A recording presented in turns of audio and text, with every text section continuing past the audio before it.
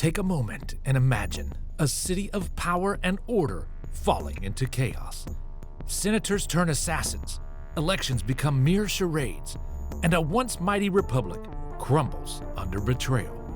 From this ruin rises an emperor who offers peace, but demands absolute control in return. This isn't a dystopian novel. It's the brutal struggle for power in ancient Rome. So what caused Rome's downfall?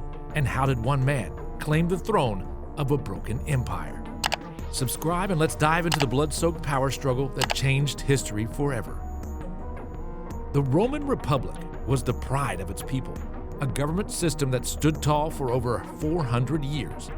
But by the 1st century BCE, its foundations were cracking like an overburdened chariot. Senators wielded their power not for the people, but for themselves. Elections rigged. Laws ignored. Political norms, well, about as useful as a toga in a thunderstorm. Augustus Caesar, a man whose name would be etched into history as Rome's first emperor, but not before a series of scandals, betrayals, and battles left the republic in ruins. Let's rewind to 133 BCE, when Rome's first political murder shocked the city. Tiberius Gracchus, a tribune trying to redistribute land to the poor, was bludgeoned to death by senators armed with, well, you won't believe this, wooden chairs. That's right, Rome's leaders turned a legislative session into a WWE SmackDown. And this was just the beginning. Over the next few decades, political violence became the norm. Rival factions stole land, assassinated enemies, and staged coups. By the time Julius Caesar strolled into the picture, declaring himself dictator for life, Rome's republic was teetering on the edge. His assassination in 44 BCE only poured fuel on the fire. Meanwhile, the Senate wasn't just violent, it was downright ridiculous. Imagine in 59 BCE, a consul declared every single day of the year a religious holiday, just to block votes he didn't like. It's like telling your boss, oh, you can't work for a year because the gods are angry. And yet, no one stopped it. Why? Because they believed the republic was unbreakable. Senators thought, what's the worst that could happen? Well, spoiler alert, Augustus happened. Augustus wasn't just a man, he was a master of PR. He painted himself as the savior of Rome, promising stability in exchange for, well, absolute power. He claimed he would end the violence and restore the rule of law. A clever promise, considering he'd helped cause the chaos in the first place. By the time he took control in 27 BCE, Romans were so exhausted by political dysfunction and civil wars that they handed him the reins without much resistance. Augustus made sure elections still happened, but only candidates he approved of could run. Democracy? Freedom? Not so much. And here's the wild part. Despite losing their republic, the Roman state didn't collapse. Augustus's reign brought a sense of order, but it came at a price. The people traded their political freedoms for the promise of peace and security, a deal that sounds very familiar in today's world. Rome's struggle for power wasn't just a historical turning point. It was in facto a warning for the ages, because when political norms crumble and ambition takes the wheel, even the mightiest republic can fall. Eventually, it was in this chaos that the seeds of an empire were sown. And with it, the rise of rulers like Commodus, whose life and reign were as dramatic as any gladiatorial spectacle. Commodus was born in 161 CE into the lap of luxury as the son of the revered Emperor Marcus Aurelius. Born a twin, misfortune began when his twin brother Antonius died at a tender age of 4.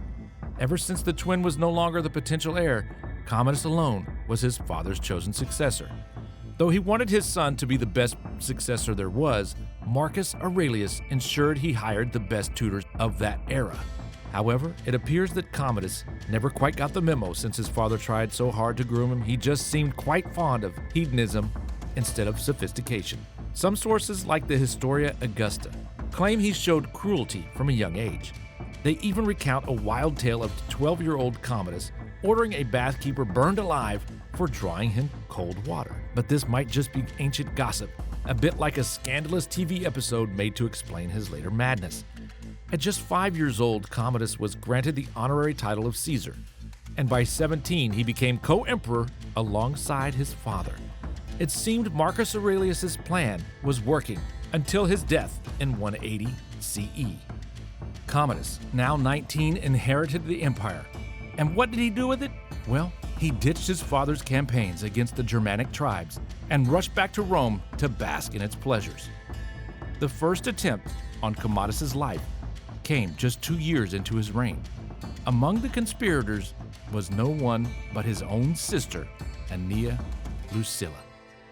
Imagine the family dinners after that.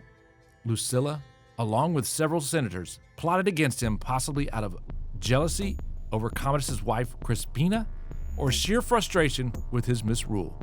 Whatever the reason, the attempt failed. Later, Lucilla was exiled and executed, and paranoia began to consume him. Instead of leading the empire, Commodus delegated power to a string of advisors, many of whom used their positions for personal gain. When their corruption became public, Commodus either replaced them to calm the people or eliminated them in a spectacle worthy of Rome's bloody arenas. Speaking of arenas, Commodus became obsessed with them. He fancied himself a gladiator, a Roman Hercules. He fought in staged battles against wild animals and other gladiators, though the outcomes were, let's say, prearranged. He even went as far as renaming months, legions, and Rome itself after himself. Imagine living in Commodus City during the month of Commodember. It wasn't just eccentric, in fact, it was downright unhinged. As his paranoia grew, so did his list of victims. Senators, advisors, and even personal acquaintances found themselves executed for minor slights or fabricated conspiracies. The breaking point came when Commodus' mistress, Marcia, discovered her name on a hit list. Together with his chamberlain Eclectus and the Praetorian prefect Laetus, she planned his assassination. On December 31st, 192 CE, Commodus was strangled in his bath by a wrestler named Narcissus. A grimly ironic end for a man who lived as if every day was a theatrical performance. Commodus' death didn't bring peace, it sparked a civil war. Publius Helvius Pertinax briefly took the throne, but the transition was anything but smooth. The empire spiraled into further turmoil, culminating in the rise of Septimius Severus, who managed to restore a semblance of stability. So, was Commodus a victim of circumstance, or simply a man born into a role he was never meant to play? That one is a debate for the ages, or at least your next binge-worthy historical drama. Rome's shift from a republic to an empire wasn't a sudden overthrow, but a gradual disruption of a once balanced system. The republic, founded in 509 BCE after the last king was ousted, began as a model of shared power between patricians, aka aristocratic elites, and plebeians, the common folks. However, as Rome grew in territory, wealth, and ambition, so did the challenges of managing its vast holdings. While Julius Caesar's march on Rome and eventual dictatorship are well known, they were just the tip of the iceberg. The assassination of Caesar in 44 BCE wasn't the restoration of the Republic as some sinners hoped, but the beginning of its end. Let's rewind a little. After years of civil wars, Caesar's adopted heir, Octavian, took power in 27 BCE. Fast forward a couple of centuries, and Rome under Emperor Commodus was a shadow of its former self. Commodus, who fancied himself a gladiator, prioritized personal glory over effective governance. After Commodus' death, Rome plunged into political chaos, with 5 men claiming the imperial throne in the span of a single year. This period is called the Year of the 5 Emperors. The first contender, Pertinax, was a seasoned military man thrust into power. However, his attempts to rein in the notorious Praetorian Guard, Rome's elite bodyguards, ended in his assassination after just 3 months. Pertinax's death cleared the way for one of the most surreal episodes in Roman history. The Praetorian Guard, realizing they controlled who sat on the throne, decided to auction it off. Yes, you heard that right. It was like an ancient eBay listing for imperial throne, slightly used. The winner Didius Julianus bought the title by outbidding others, offering a staggering sum to each guardsman. Naturally, this didn't sit well with Rome's people or the army, and Julianus was as popular as a wet toga party. He ruled for a grand total of 66 days before being executed. With Julianus out of the picture, 3 generals vied for control: Pescennius Niger in Syria, Clodius Albinus in Britain, Septimius Severus in Pannonia. Severus, the most ambitious and strategically positioned, marched on Rome with his veteran legions, earning the Senate's reluctant approval. Severus didn't just take the throne, he reshaped the empire, sidelining the Praetorian Guard and strengthening the military's role in politics. His rule marked the beginning of the Severan dynasty, a period of relative stability after the year-long chaos. All in all, the Year of the Five Emperors gives us a reality check. It shows how Rome's republic has been built on checks and balances. But by the time of the empire, it was clear that military might and personal ambition were the true determinants of leadership. Yet amidst the chaos, Rome endured. So if history teaches us anything, it's that power is as much about perception as it is about control. Augustus understood this. Commodus did not. And the Praetorian Guard? Well, they learned the hard way that selling the throne doesn't guarantee job security. If everything we've talked about yet sounds like the stuff of movies, it's because it is. Ridley Scott's Gladiator captured the essence of Commodus' character, but took some creative liberties to craft an unforgettable narrative. The iconic Gladiator movie, directed by Ridley Scott, gave us a tale of vengeance, honor, and Roman grandeur. But let's talk about how it twisted history for storytelling magic. The film, anchored by Joaquin Phoenix's sinister portrayal of Emperor Commodus and Russell Crowe's heroic Maximus, borrowed heavily from historical figures but wrapped them in fiction for their dramatic flair. Take the climactic duel in the Colosseum where Maximus defeats Commodus. In reality, Commodus didn't meet his end in such a gladiatorial spectacle.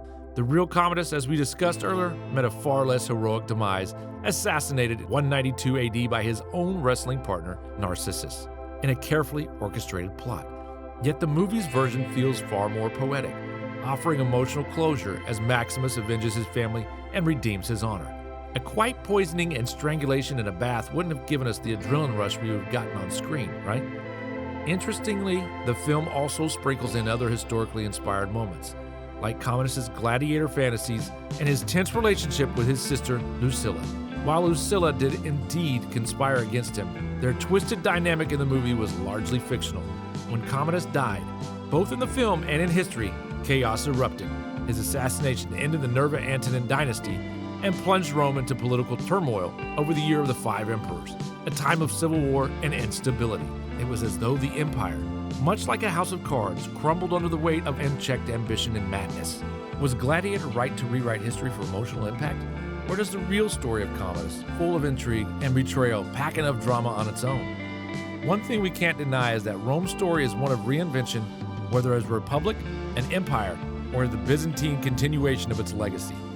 So the next time you watch a political drama or see a government in turmoil, remember, Rome's been there, done that, and it's still the benchmark for how not to manage a power transition. But here's a question for you. If you lived in ancient Rome, would you have survived Commodus' reign? Let us know your thoughts below. And thank you for watching.